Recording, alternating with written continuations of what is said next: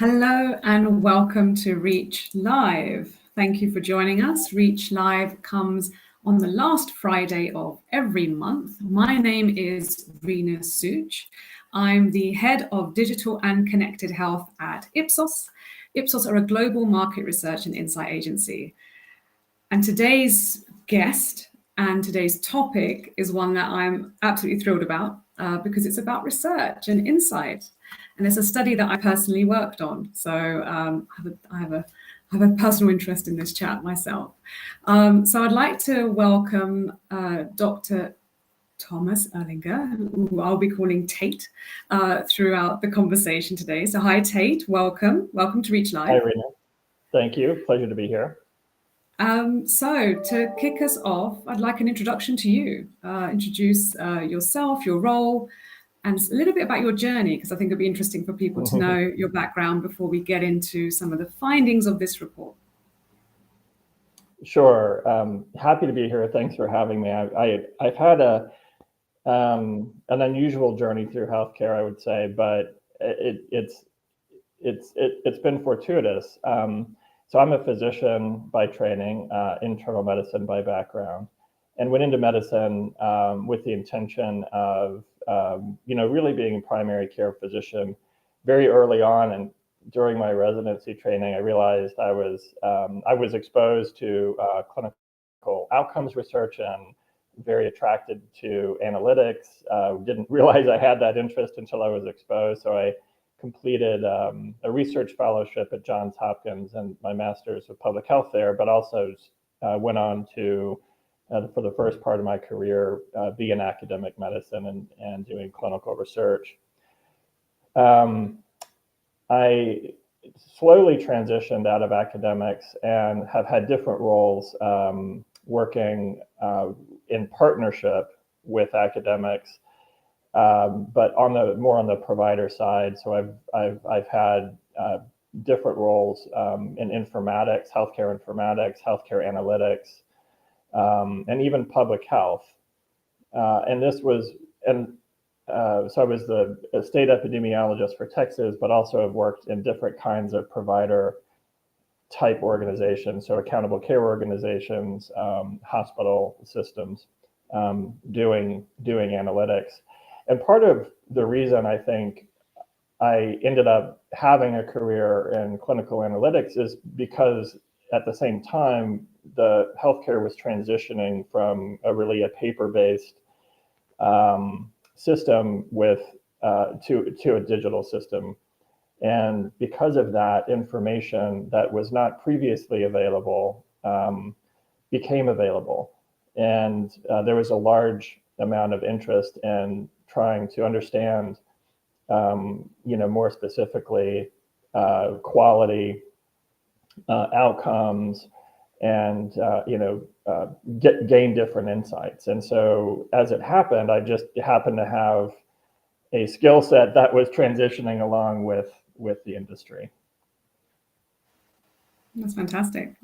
A clinician who is married with analytics is something which has been rare. You talked about the transition from paper to digital, and of course the electronic medical record was a huge part of that and remains to be. And now we're going from digital to digital ecosystem, right? So there's so much more happening inside the hospital and practice setting and also outside. And we're going to get into that in a little bit more detail. But talk to me about analytics, because I know a lot of the people that are watching live or also on demand have a role within trying to help synthesize data and make it more easy to digest. There's a lot of people that also generate and collect data. So I think they'll be really keen to hear from you. What has been the evolution in analytics that you've seen in your tenure, and also what do you see coming? Yeah, so traditionally in healthcare, the most accessible information in a structured digital way was really billing information, was really information that was used for reimbursement. And so it was a form of, so that's a form of coding of diagnoses, but it was not specific to was not particularly helpful when it came to understanding quality of care or the nuances of care. Let me put it that way. But because that information was available, that was the information that was accessible for analytics. A lot of the foundation of what we measure for quality, for example, is based on those legacy structures, meaning ICD-10 codes or DRGs or combinations of them. So a lot of the quality foundation that we use to define good or poor outcomes really comes from those legacy systems. And what's changed is there's far more information available about the nuances or the detail of what's happening in a clinical scenario with the evolution of electronic health records, but also with the evolution of other applications that kind of sit around the electronic health record. And so what that means is we have a lens into the paper chart, whereas to get at information inside the old paper chart, we would have to stop and do audits and do data abstractions, and you would have to sample things. And so there's been, so it's an enormous amount of potential data locked inside these new systems, basically. I suppose handling of that data is really the challenge at hand, and it brings us nicely on to discussing some of the findings that we have from the report that has just been released by Elsevier Health, as it's now branded. So to give everybody some background who's listening to this today, and we will be sending out the link to this report at some point during the talk, and also you'll see it flash up. So this particular study has been conducted with clinicians, so across specialty and around the world, and among nurses. So when we say clinician, we are including nurse practitioners in this too. The study design, commissioned by Elsevier, partnered with Ipsos, looked at doing expert interviews. So we spoke to key opinion leaders, individuals who have, much like Tate, years of experience in the field and have been at the front line of it and have embraced tech. We spoke to around 23 global leaders on the topic of the future and what's coming. We then ran a quantitative survey, so 15 minutes among almost 3,000 clinicians from around the world, assessing from them what they see as the drivers and barriers to tomorrow. What do they feel about the career that they have? How do they feel today in terms of taking on all this new skills? And what does the skills of tomorrow look like? So there's a lot to get through in that data set.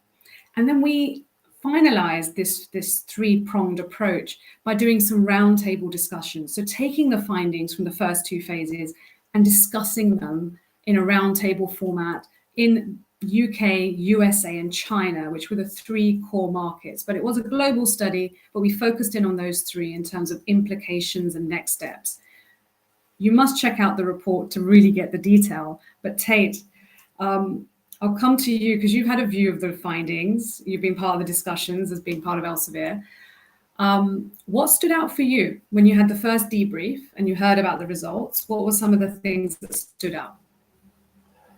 Well, I think the thing that probably grabbed me initially, and the context, of course, of COVID can't be ignored here, is the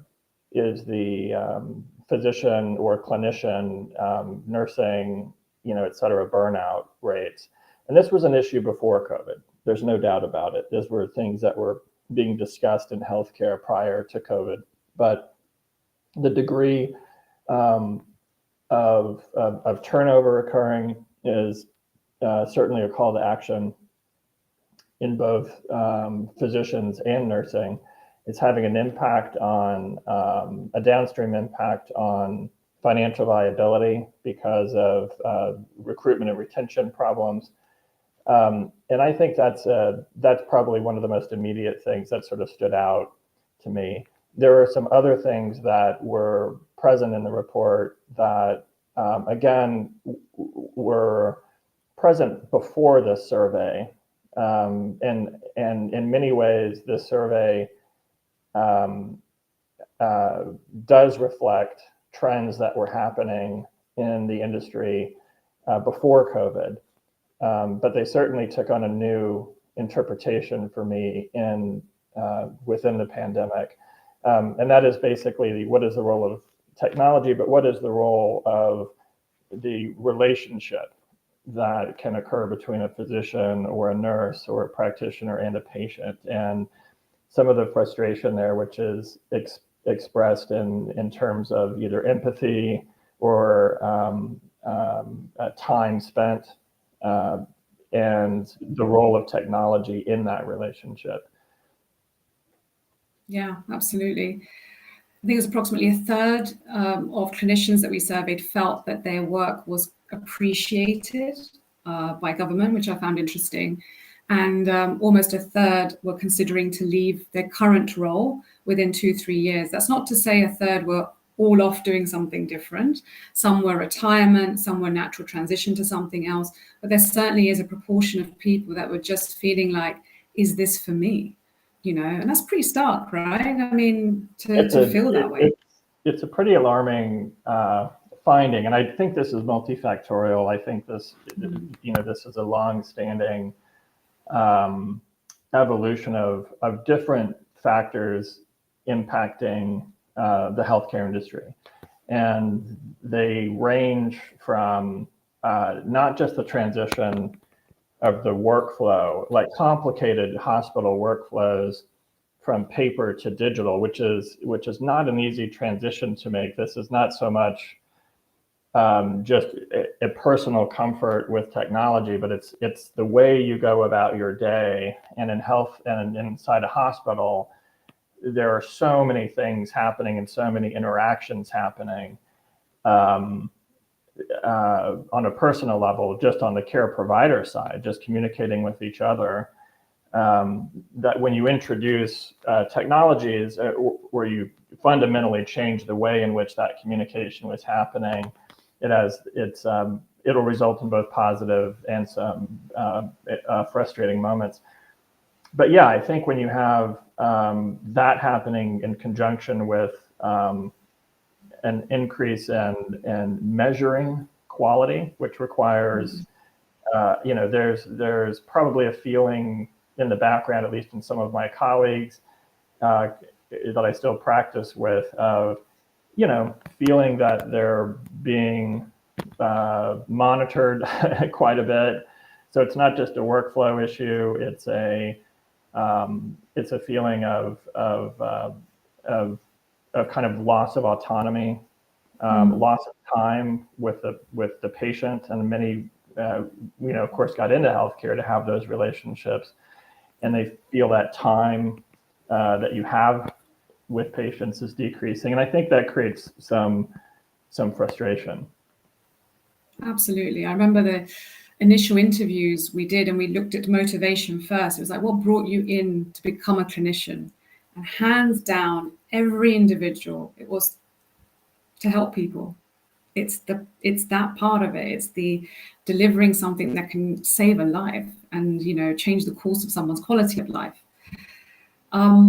Digital holds a lot of promise to help clinicians find that autonomy and that time back, right? So I think we're on a journey right now, and it's feeling difficult and it's feeling overwhelming. That comes across in the data that we have. But the rise of digital is here, and it's being seen and felt by clinicians from around the world. Almost 9 in 10, so pretty much majority of people that we surveyed said that being technologically savvy is incredibly important now in a clinician's role. So if you do not embrace tech, then I don't know if a clinician in the future will really exist, because you need to have technology literacy as a part of your DNA. The other thing was that tech literacy is only going to grow as an important skill set. And that comes out really strong in the findings. So what's some of your view around tech literacy, and how far does a doctor need to be digitally savvy? Because I think that's a question that a lot of people debate. Yeah. I think early in the EHR evolution, so when EHRs were first coming out, and I remember when we were doing this at Hopkins in the 90s, and they were quite simplistic. I could get labs and I could make a note. It was basically almost like a contained word processor, except I could also look up labs. And those have grown, more and more complex. And the tech literacy that is needed is certainly different now than it was at the beginning of EHRs. And so, and I'm only talking about EHRs here. There's other forms of technology. There's robotic surgeries and other kinds of technology, which of course is coming into healthcare all of the time. And so I think, but when we're talking about electronic health records or software, type of things coming into the workforce, I think it's critically important for physicians to understand how this technology works, what it can do, what it can't do, but more importantly, how to optimize its use in that moment, right? In the moment of care delivery. And in some ways, that means running into a lot of current limitations, right? Where we want to be able to give a voice dictation and perhaps have natural language processing or voice recognition, sort of take that on.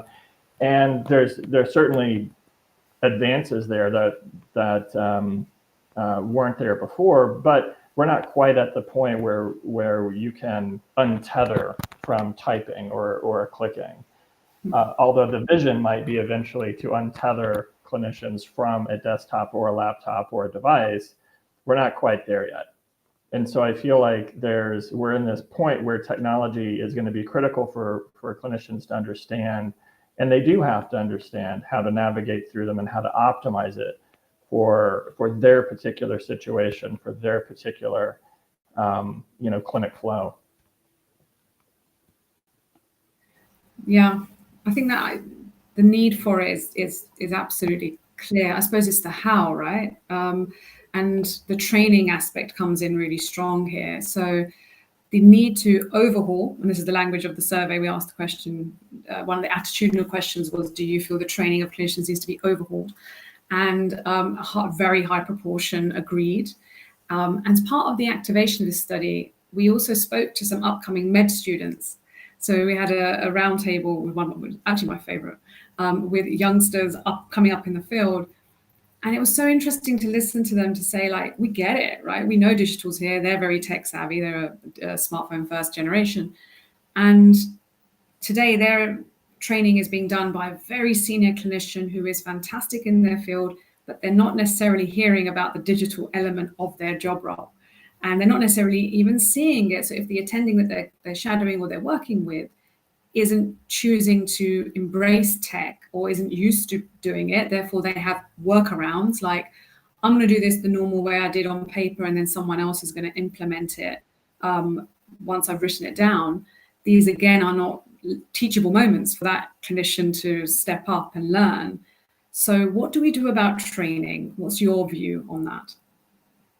I think training always has to start early on. So the medical students, even pre-med. So I happen to work in a volunteer capacity in my clinic, which I've done for many years, and I work with a lot of undergraduates, and we're exposing them in early ways to healthcare technology. These are undergraduates who are pre-med, by and large, or pre-nursing, and so I think early exposure, as early as possible. There are examples in undergraduate universities of informatics and healthcare informatics in general, which includes user and usability and kind of training, occurring early in pre-med with laboratories and so forth. So one thought is to start, very early, and to carry that through the education. So we spend a lot of time on basic science education, some of which is really important to understand later things. But the question is, where does what I would call clinical informatics, applied informatics occur? And what I mean by that term is how to integrate a technology or a software into your daily workflow. And the way that we would do that in healthcare typically is when there's new changes to an electronic health record functionality, or there's a new software that's brought into a system, is we would do what's called at the elbow support, meaning we are there, or a team is there when you show up to work and walking around the clinic or the hallways of the hospital, helping users in the moment, because that is clearly where most learning occurs. It is in the moment when you're trying to do something. But those kind of services are not available to all hospital systems. I mean, it takes some investment to do that. So it's important, I think, that there be a recognition that this kind of training is needed early on, but also all the way out to and continuing while you're working, while you're going about your day, because these systems aren't static. These changes aren't finished changing. So there has to be almost a continual learning environment, all the way from undergraduate through to practicing clinicians who are still experiencing change after change after change. And we need to really think hard about that system. How do we make it affordable? How do we make education? How do we make at the elbow support,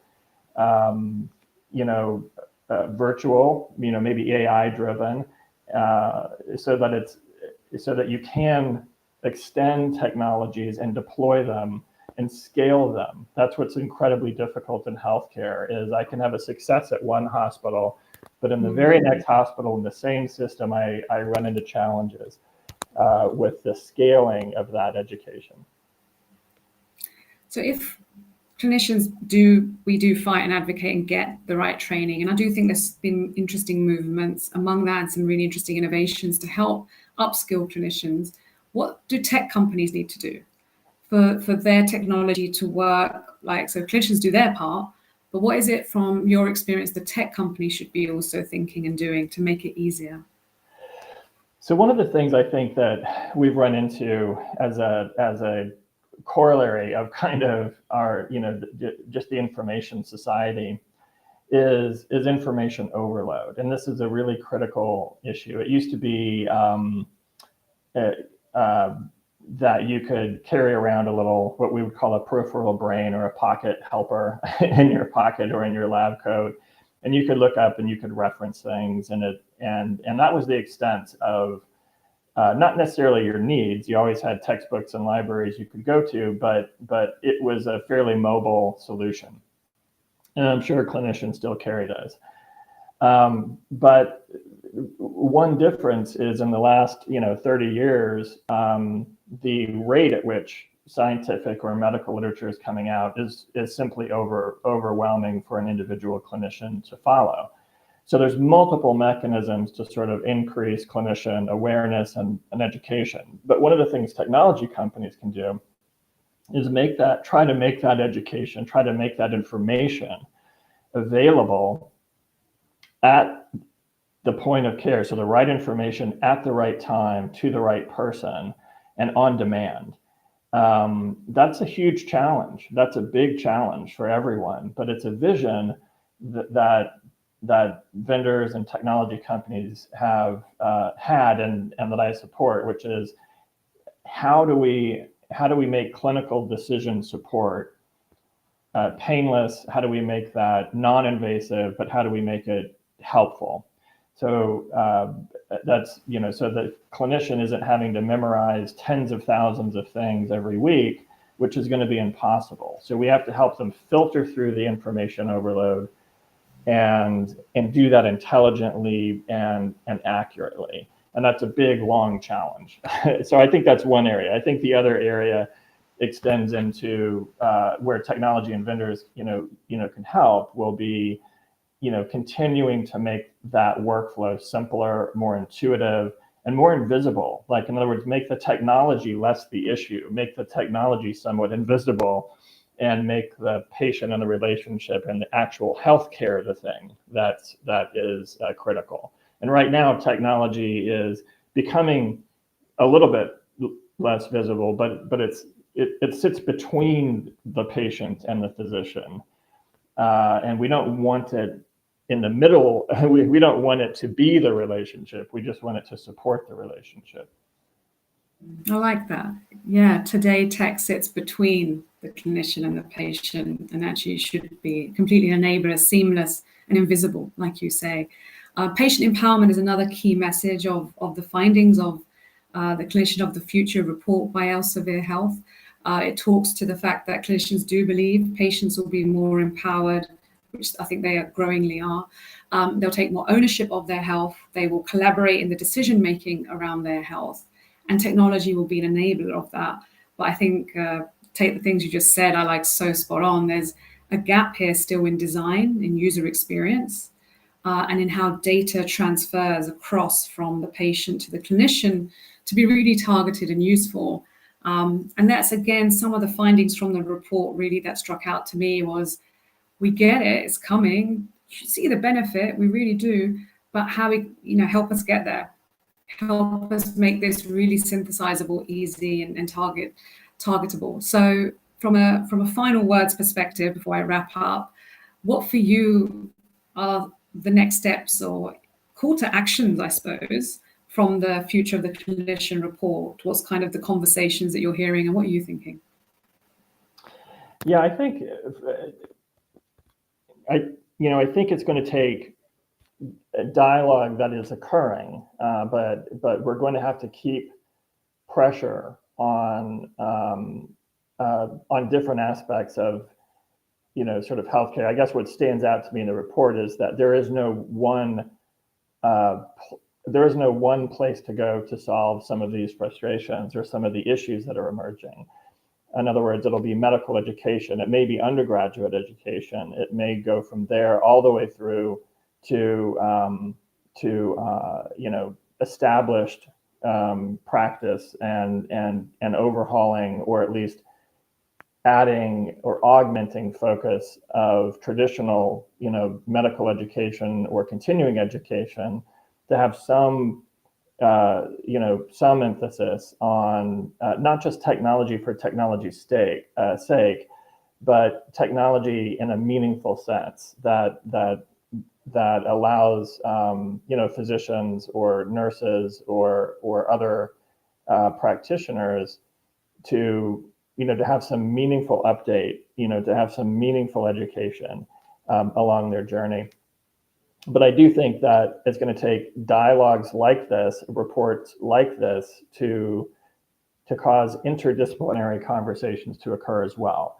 In other words, technology companies partnering with medical schools or undergraduate, all the way to public health and clinical practice.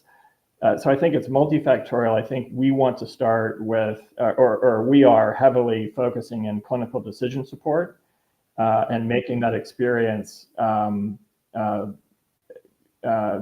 more seamless, making that experience ensuring accuracy and trust in those kinds of offerings. And I firmly believe that we'll have to assist, or we have a role to play in sort of improving the relationship of the patient and the caregiver through kind of seamless integration.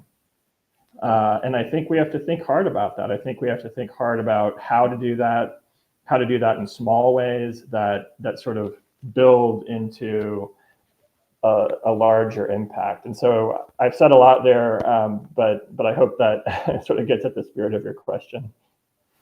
Oh, it certainly does. And you're right, it's multifaceted. Collaboration and partnership are key. and there's a lot of things to do. So thank you so much, Tate. It's gone so quick, as it always does. There was lots packed, we had lots of insights from the report that we shared. I urge everybody to go read the Clinician of the Future report by Elsevier Health. We'll be sharing the link with you. So it's got so much content in there that do engage with it. In terms of Reach Live, we're here every last Friday of the month. Please subscribe to Reach across channels on YouTube, on Twitter, on LinkedIn. And we're always doing events. So Reach will be very soon doing an event with Middlesex and Mercer Counties Medical Society on leadership in medicine, empowering physicians to help them improve healthcare. There'll be a number of keynote speakers there, as well as the best-selling book, Growing Physician Leaders author. So if you're interested in that event, which is taking place at the end of April, drop us a line on Reach and we will send you the details. Engage with us, subscribe with us, and go check out the Future of the Clinician report by Elsevier. My name is Reena Sooch. Thank you so much for being with us, and a huge thank you to Tate for his insights and time today. Have a great rest of your Friday. See you soon.